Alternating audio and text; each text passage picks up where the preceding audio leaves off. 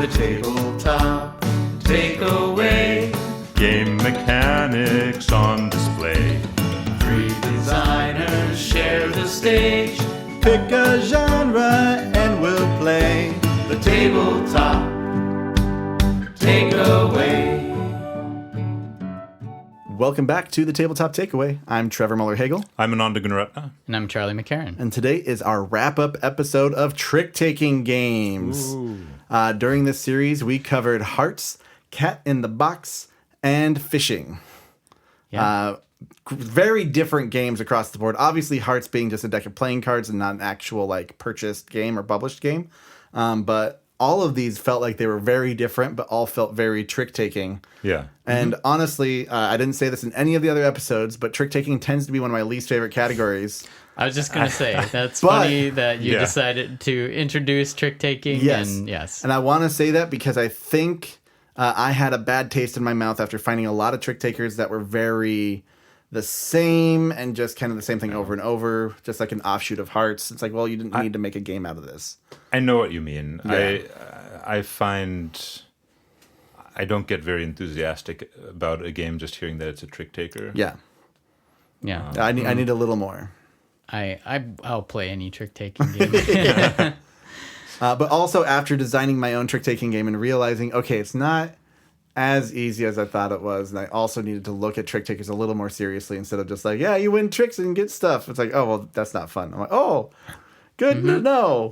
Yeah. Well, I liked your analogy, Trevor, of it being like trick-taking being like the still life of painting world, where it's like, what can this artist do with this particular form?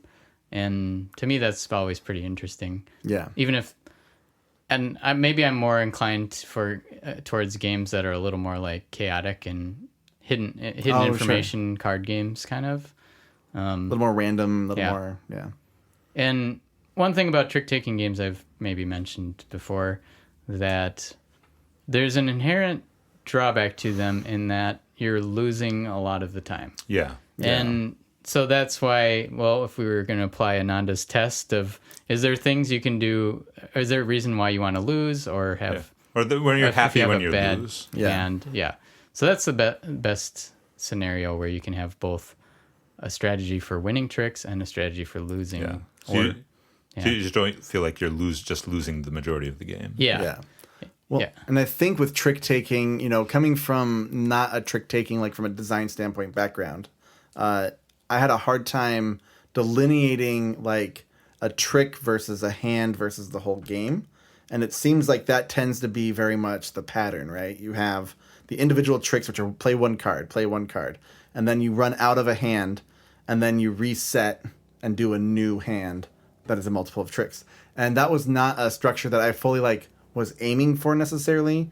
Because I was like, okay, this trick, this happens, this trick, this happens. Trying to do something unique with every trick. But trick-taking tends to want to be a lot faster, where you resolve hands instead of tricks.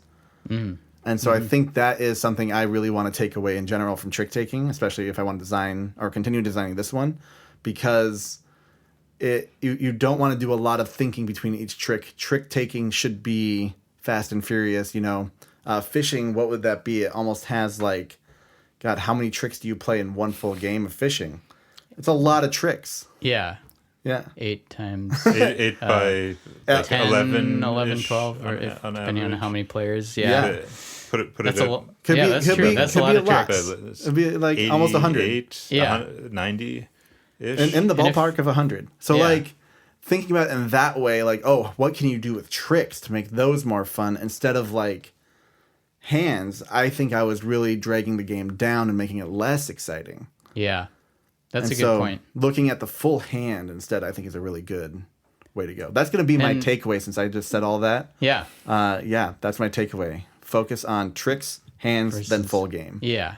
Because it's essentially like your hand is the random thing you're dealt. Mm-hmm. So how can you use that in a way that's fun and get a new hand right away? So you can, and maybe dynamic. Maybe, like with fishing, every hand is different because you get more and more cards into the game. Mm-hmm. That feels really cool and different. Hearts Obviously, it's a deck of playing cards. You re-deal out every time. It's not dynamic at all, other than you passing the cards to each other. And that's mostly what that is. So, like, finding that balance in there, I think, is really cool. So we should talk about the extreme opposite end of what you're talking about with Arcs. I was just about to say. Great. And I have not played Arcs. Yes. Yeah. So Arcs was a game that we considered doing for this series, but ultimately didn't. But for those who aren't familiar with it, Arcs is sort of like a space opera grand strategy type game. But really, I think the core part of the game is based around a form of trick-taking, where you have a hand of action cards with different actions on them. They're dealt randomly to you, so you might not have the actions you want. Sure. Because they're quite different. Like, some of the actions let you build stuff in space, and other ones let you fight people or tax your subjects for resources. There's a lot of different actions. And it's a campaign game, isn't it? There's a campaign mode. Yeah, okay. or there's the non-campaign version. Sure. But the way that the trick-taking works is somebody leads the trick, and then, unlike most trick-taker games, you don't have to follow suit. Oh. You have 3 options. You can either play a card face down to take one action matching the lead suit. And the cards have some number of actions on them. They've got a number, and they've got some number of actions, which is not the number on the card. It's a separate number. Sure. So, it might be 3 build actions, and the card is numbered 2, right? Okay. And higher numbers have lower amount of actions. That's right. Yeah, lower numbers have more actions, so playing a low card will let you do more. More utility with lower cards. Right, which means it's easier to beat the number. But basically, you can play a card face down to take the same action. So even if you don't have any cards of that color, you can still take that action if someone else leads it. Okay. Or you can play the card face up if it is... if the card is a different suit, you can play it face up and take one action of that suit. So it's I don't care what you're leading. I'm going to take my action, but I'm only going to do it once. I don't get to do it the number of times it says on the card.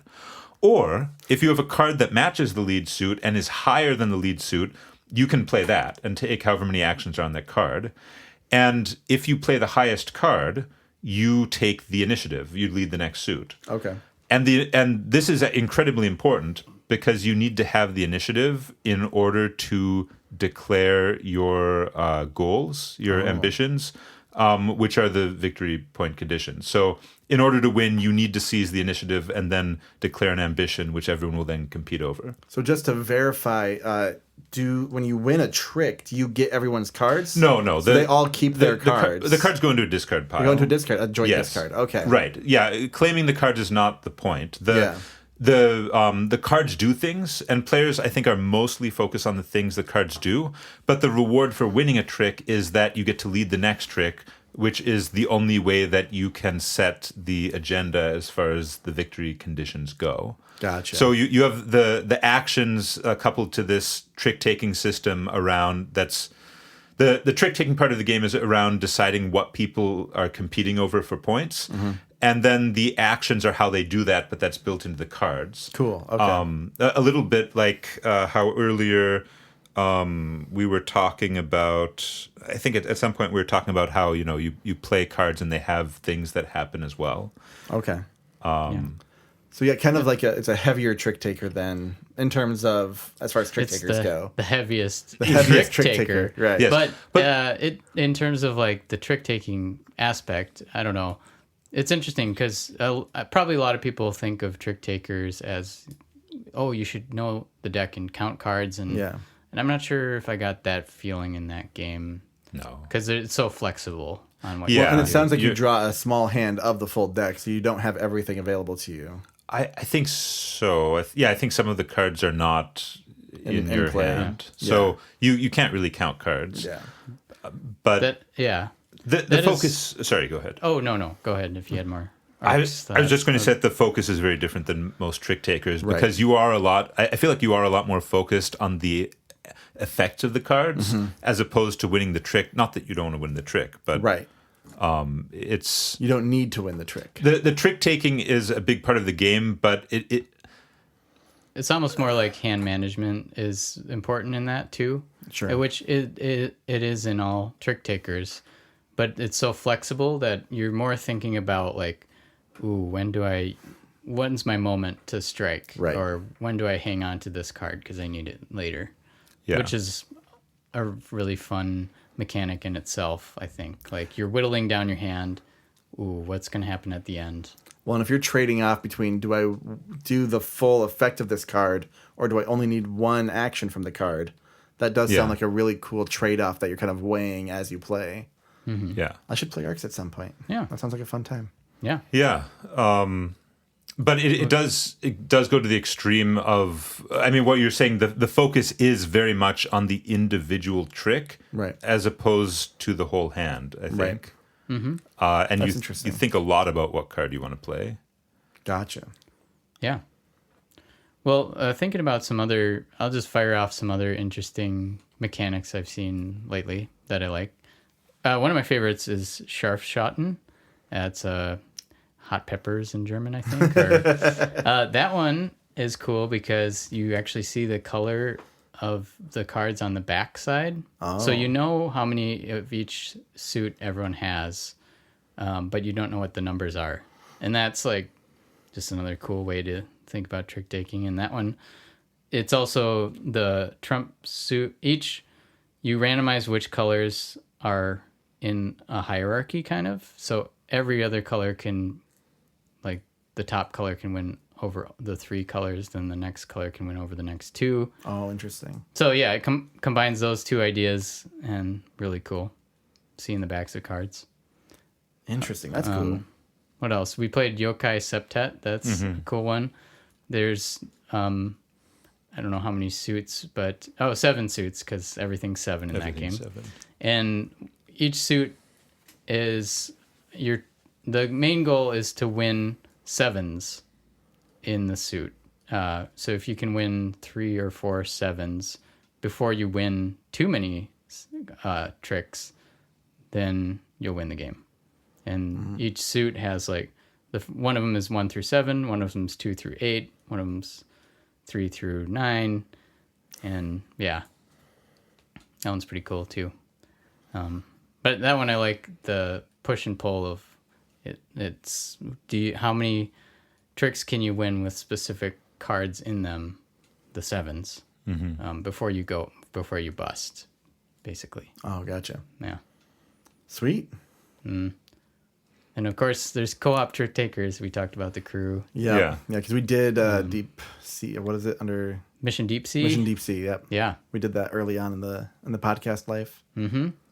For our co-op games. Yeah. Yeah.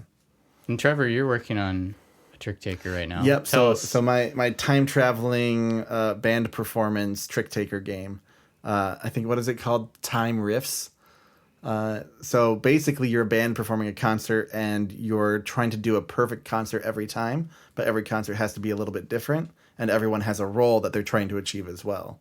And so like the lead singer is going to want to do a lot of solos maybe. And so they have to win a certain number of solo tricks.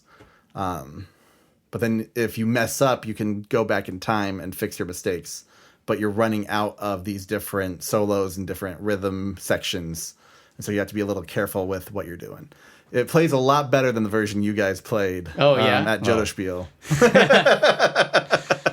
I mean, I thought it was already a cool concept. It was a cool with the time concept, but it was travel. really not interesting at that point. But Sure. it had a lot of potential still. I think I'm closer to realizing it now, but I kind of want to play around with it still. Mm-hmm. Yeah. What else would you guys do for trick takers if you're going to I design think one? I think I would want to make something a bit like Arcs in the sense that the trick taking is used to drive a different part of the game. Sure. And like the cards have effects. I think one of the things about Arcs is that each of the suits has actually several different actions that you choose from, which does lead to a lot of AP. Yeah. I think maybe I might try for something simpler, like just a single action Sure. per card. So it's a little set bit up more some other like way. fishing, but if every card had actions on them. Yeah. Or And that just, you got to do the action even if you didn't win the trick. Yeah, I think something where each card has some very simple action attached to it that players care about, even if they don't win the And trick. I think you gave me that idea too when you played my time travel game, before it was space, or before it was music. I mean, Yeah, that is a really cool idea. I like that idea. I think that's a good place to explore. Yeah, Yeah. actions and trick takers. Yeah. Yeah, I guess for me right now, I'm finishing up. So Lunar Skyline is the one I made that has the double suits on each card. And right now I'm finishing up the expansion for it, which is basically an event deck of cards is part of it. And it might be simple things like in Hearts, actually, was an inspiration for one of them, which is pass 3 cards to the left. Oh, sure. So I'm just like soaking up all the trick taking, things. You know, I'm also been thinking about how to make it have a team version, because cool. I really like team based trick taking games like Spades or Euchre, like the classics, where you sit across from your partner. Yeah. And you both might bid, and based on what your like partner bids, you might want to. Yeah, I like that kind of a game too. Yeah, it seems like there's a lot of tradition behind trick takers. It's a very particular genre, you know, very specific mechanics that are strongly tied to it because of all the years of tradition. For regular playing, you know, games, traditional card games. Yeah. And they really stretched it as far as they could with some regular decks. I was joking earlier during Hearts, like, is the Queen of Spades also a heart? Right. And you guys were like, what? But there's actually games where it sort of feels like that, like 500. The Bowers. Like, there's also weird terms for everything. So, like, the Jack of, like, if it's a red, if diamonds are trump, then Jack of Hearts is also included in that. I don't know. There's like a lot of weird things. I think that's actually the game I played with my friends. I was talking about off air earlier. 500. That's 500. A classic. Yeah, because I remember Bauer being part of the thing. I was like, oh my god, what a funky thing. Yep. And there's shooting the moon in that one, but not called that, because if you lose, big things would happen. Like if you didn't take any tricks, I think that was one of the things. Oh, no low or something. Yeah. Yep. It's a name for everything. Yeah. And there's also, my friend introduced me to Sheep's Head, which can only be played 3 or 5 players. This is I feel like probably just came from Wisconsin. I don't know. But that sounds right. I don't know. Or maybe from Europe, and then immigrants played that. I don't know. Just hypotheticals Only here. prime number players can play. But the fun thing in games like Sheep's Head, if I'm remembering right, is you decide if you're going to be... So if your hand is good enough, so say we're playing 3 players, if you think your hand is good enough to beat... If I think I can beat both of you guys, then I say that I'm going to take this. And then I also get to mix in some cards from the pile, a special pile, sometimes called like a kitty. And it's really funny because then it's a 2-on-1, or in a 5-player, 3-on-2, and see if like my hand is good enough to beat 2 players worth. Yeah, that's funny.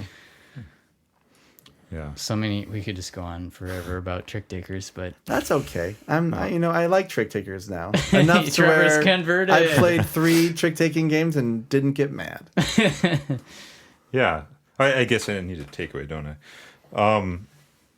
So I guess, you know, just thinking about some of the games, especially fishing, I think it's cool to design your game so players are excited about losing. Yeah. But not losing the whole game, but like in the moment. Falling behind for a moment in order to discover something. Failing at the thing. Yeah. Especially, I guess, failing at the thing in order to unlock unique content. Yeah.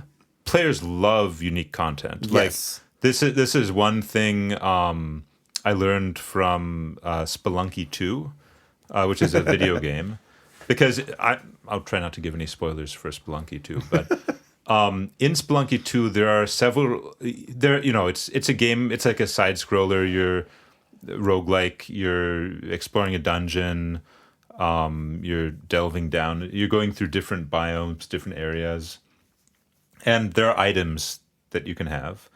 And some of these items are quite useful, and the game gives you several opportunities to give up a really cool item in order to access a secret area, a really cool area. Oh.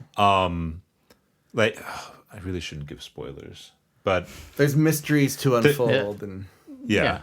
That sounds cool. You have to make a hard decision to give something up. Yes. But for a and better thing.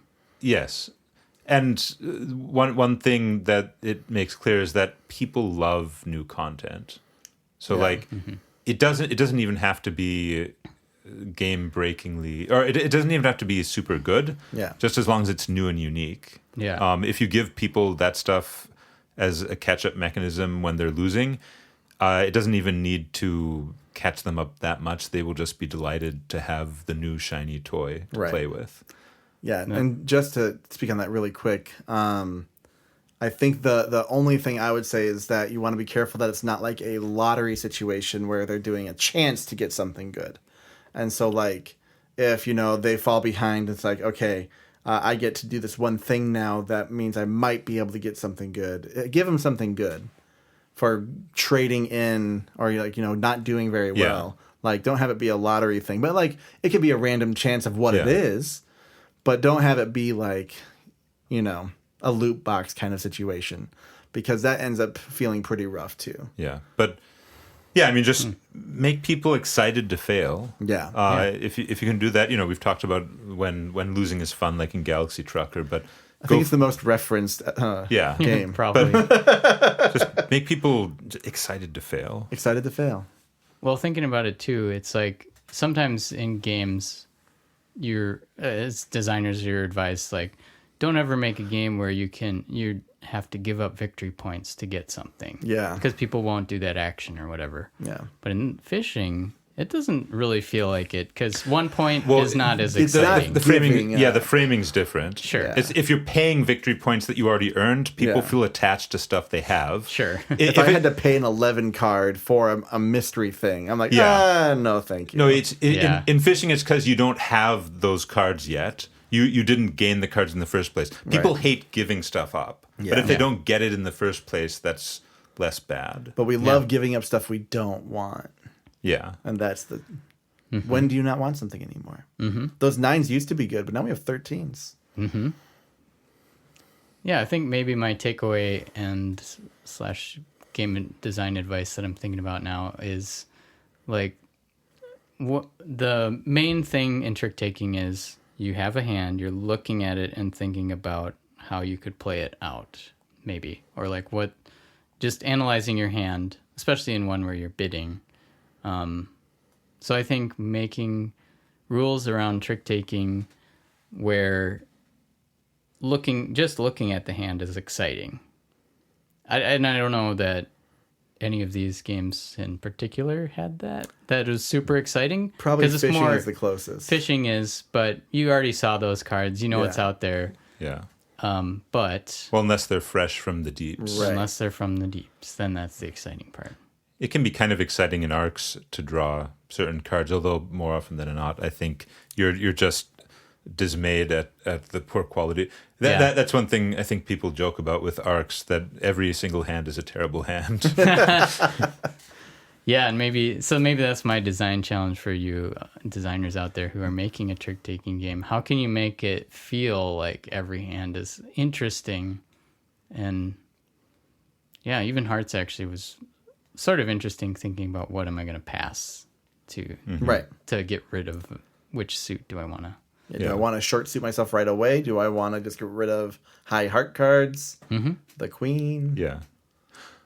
Oh, one other thing that we haven't really talked about, but So some people when designing games are very concerned about making them cheat proof. Oh yeah. So that it's possible to audit everything so that no one's cheating. And one interesting thing about trick taking games is, when someone is short suited, they're basically in charge of checking that. I guess theoretically you could pay attention to everything they play after that to see if they're cheating, but often you're not going to do that. And this is fine. Nobody ever complains about this. It's just accepted for the genre because that's how it's always been. A card could be stuck behind another card and they just missed it.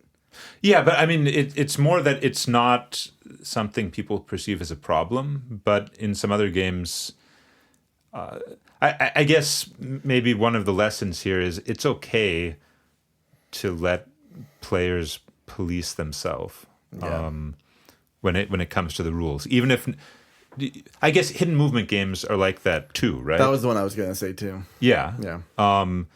You don't need everything to be auditable. Yeah. Just trust players to play the game by the rules. I will say hidden movement, though, is fun so that you can walk through what they had been doing the whole time. Because, especially with Stifling Dark, seeing where they were at certain points, like, oh my God, they were right next to me and I didn't know they were there. Like, there's just like a little bit of extra story. Because it is a horror-themed game. So, like, it works really well for that. Okay, trick-taking hidden movement game. Let's see what you can do on that. Perfect. All right. Well, cool. Here we are. Enjoyed the series. Trick-taking. There it is. Good luck, game designers out there. And tune in for our next series coming up next week. Hey, thanks for listening to The Tabletop Takeaway. This podcast is made possible by listeners like you. So please tell your friends and visit our website at thetabletoptakeaway.com, where you can suggest games and mechanics for us to cover next on the show.